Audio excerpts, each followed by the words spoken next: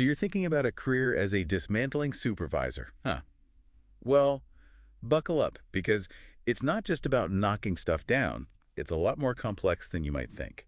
Yeah, it really is. Luckily, we've got RoleCatcher to walk us through it, right? Absolutely. They've got career guides, interview tips, even some AI tools. It's amazing. Seriously, let's dive right into RoleCatcher's career guide and see what we can find out. Sounds good to me.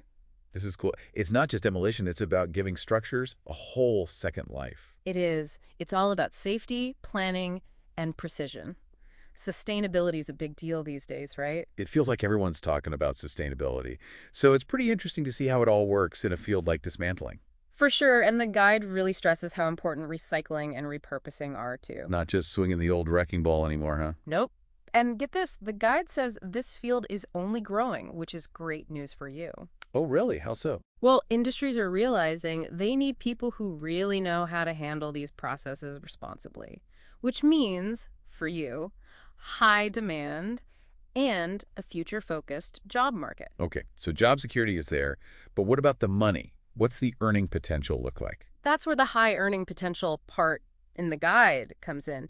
It makes sense, though. You're not just dealing with materials, right?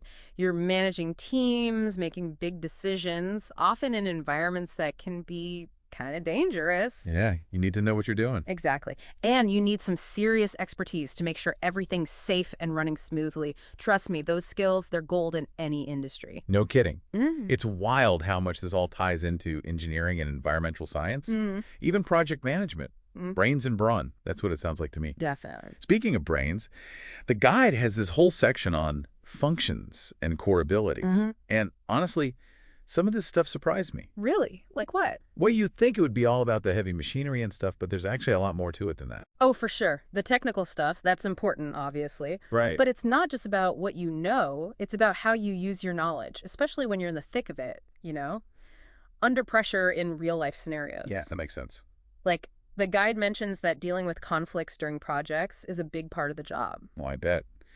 Things probably get a little tense on a dismantling project sometimes, don't they? Oh, yeah, absolutely. So you got to be able to think on your feet, make smart calls, and keep that communication clear with your team, especially when things go sideways. Yeah, that's fair. That's where those soft skills really come into play. So you're not just operating a crane, you're basically leading a whole team.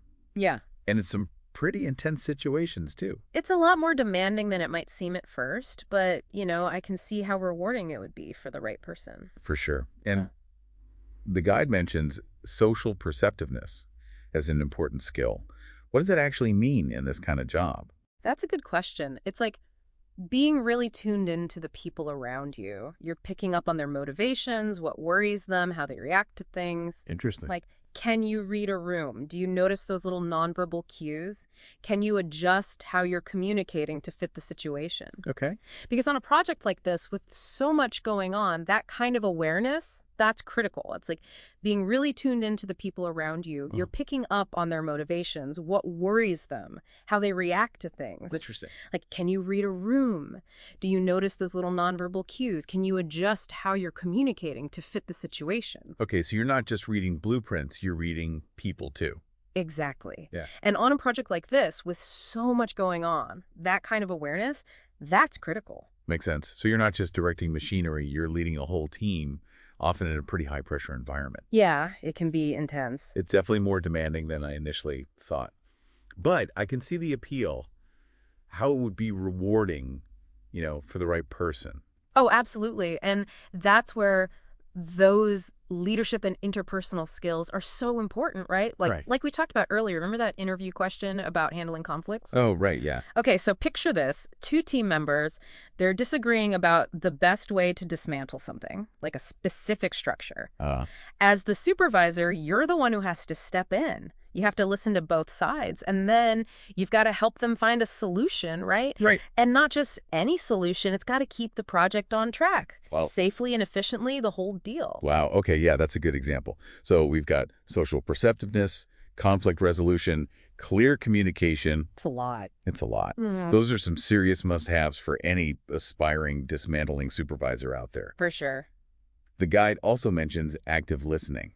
which sounds crucial in a role like this. It really is. And, it's not enough to just hear what people are saying. Right. You have to really listen. You know what I mean? Understand their point of view, make them feel like they're being heard. Oh, absolutely. I get that. That's how you build trust, and that's how you build respect, which, let's be honest, those are essential for any team to work well together, especially in this line of work. Yeah, especially when safety is so important. Exactly.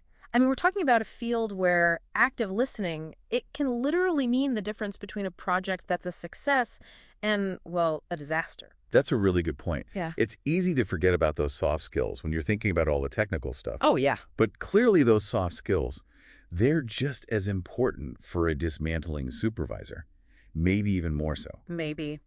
Okay, so we've talked about the people skills, which are obviously super important, but let's get into the technical side of things for a bit. Okay, yeah, let's do it. The guide mentions that understanding dismantling processes is key. I mean, that's a no-brainer, right? Of course. But it also highlights some other technical stuff, like knowing about engineering principles and environmental regulations. Can you elaborate on that a little? Sure. So remember how we talked about how important sustainability is becoming in this industry? Right. Well, that basically means that dismantling supervisors, they need to be in the know about stuff like environmental rules and the best ways to handle waste. Mm-hmm. You might be the one supervising the removal of hazardous materials, right? Right. Like asbestos, lead paint, things like that, and you need to know how to handle that stuff responsibly and by the book, following all the rules. And that's where that OSHA 30-hour certification comes in, right? Exactly. Good memory. I try. The guide mentioned that as a big plus for anyone who wants to move up in this field. Yeah, for sure. So just to clarify, for anyone who doesn't know, OSHA is the Occupational Safety and Health Administration. Right. And that 30-hour certification, that basically shows employers that you're serious about safety. Like you know the regulations and best practices, and you're going to keep everyone on the job site safe. Exactly. It shows them you're taking it seriously. Which is super important when you're dealing with, potentially dangerous materials. You want to know the person running the show knows what they're doing. Absolutely. Okay, so to recap, strong understanding of safety rules, environmental protocols, and obviously those dismantling processes. Right. Those are the big technical skills. But it sounds like this is a field where you're always learning new things. Oh, 100%.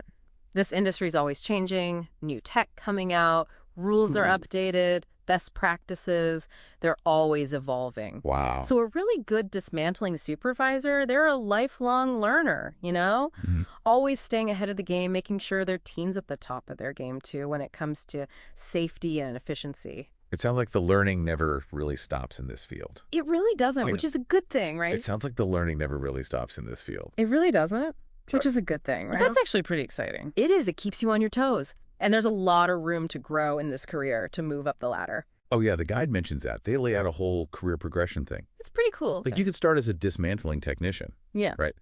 Then work your way up to supervisor, and then maybe even go into project management or something, like a senior engineering role. You got it.